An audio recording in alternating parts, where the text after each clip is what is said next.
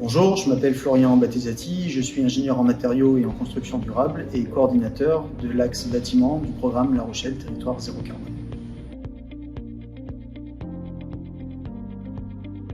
La Rochelle Territoire Zéro Carbone, c'était à l'origine la réponse à un appel à projet national qui visait l'innovation dans les territoires. Et la communauté de l'agglomération de La Rochelle avait réuni un consortium de partenaires pour y répondre en proposant un territoire neutre en carbone à l'horizon 2040. Ce projet, il était multisectoriel, c'est-à-dire qu'il visait des travaux sur les secteurs de l'énergie, du bâtiment, de la mobilité, de l'agriculture, du numérique, avec différentes initiatives qui permettraient d'atteindre cette neutralité carbone.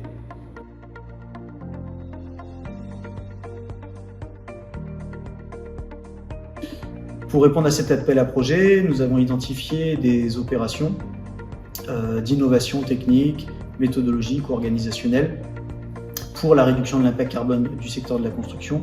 Et ces innovations, elles avaient comme point commun d'être à court ou moyen terme applicables sur des opérations du territoire.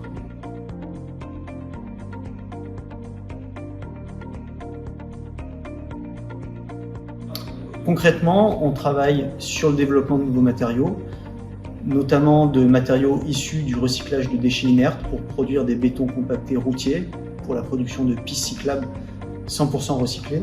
On travaille également sur le développement d'écomatériaux à partir de liège recyclé et de chaux. On travaille aussi sur du numérique avec le développement d'outils méthodologiques pour accompagner les professionnels pour des projets d'aménagement par exemple. Ensuite, il y a des initiatives de développement de parcours de formation dédiés à la réhabilitation des bâtiments. Il y a également une plateforme qui a été créée pour accompagner les ménages dans leur parcours de rénovation avec des dispositifs d'accompagnement et de financement. Et enfin, on suit des opérations pilotes de rénovation ou de construction durable. Et l'ensemble de ces opérations, elles ont pour but de tirer l'ensemble de la profession vers le haut, d'inspirer et d'être déployées au maximum pour améliorer l'impact carbone général du secteur de la construction.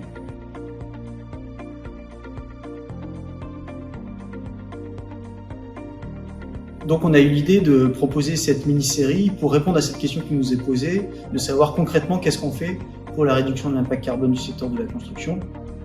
Et en présentant ces initiatives et les acteurs qui les portent, on espère pouvoir inspirer d'autres acteurs et surtout favoriser leur mise en application sur le territoire de l'agglomération de La Rochelle et bien au-delà.